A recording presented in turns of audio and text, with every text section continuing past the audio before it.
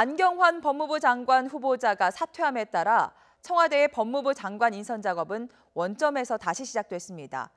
여당은 야당을 향해 다른 현안에 대해선 협조해달라고 요구했지만 야당은 청와대 인사검증 책임론을 제기하고 있습니다.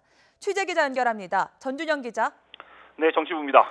네, 이번 정부의 검찰 개혁이랑 연계된 부분이라 법무부 장관 인선은 더욱 중요합니다. 청와대의 새 후보자 인선 작업은 다시 시작됐습니까?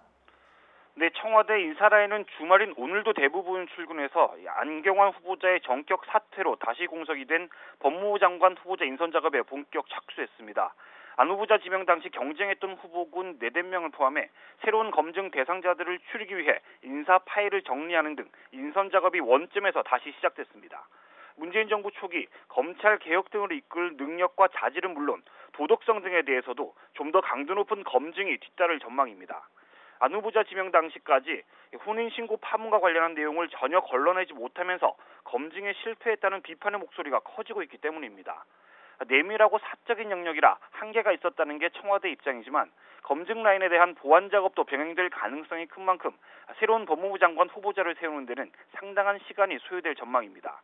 어제 오전까지만 해도 사퇴할 뜻이 없다고 했던 안 후보자가 불과 9시간여 만에 전격 사퇴하면서 청와대는 당혹감을 감추지 못했는데요. 오늘 청와대 관계자는 법무부 장관 인선 작업이 원점에서 재검토에 들어갔다며 적절한 후보자 찾기가 쉽지는 않지만 최선을 다해 검증하고 후보자를 다시 세우겠다고 말했습니다. 네, 어쨌든 문재인 내각 1호 낙마가 됐습니다. 정치권에선 청와대의 인사 검증 실패에 대한 비판의 목소리가 커지고 있다고요? 네, 여당은 안경환 후보자의 사퇴로 여야 갈등이 한풀 꺾이길 기대하는 분위기지만 야당은 오히려 인사검증 실패를 지적하면서 공세의 수위를 높이고 있습니다.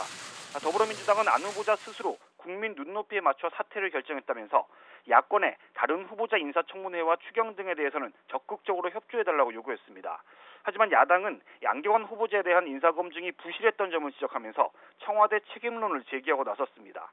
자유한국당은 인사검증 책임자인 조국 민정수석이 안경환 후보자 사퇴를 방조했다고 비판하면서 조 수석을 경질해야 한다고 주장했습니다.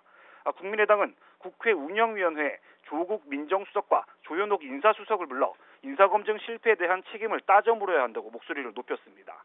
바른정당 역시 조국 민정수석은 뼈저리게 반성하고 국정혼란을 어떻게 책임질 것인지 밝혀야 한다고 촉구했습니다.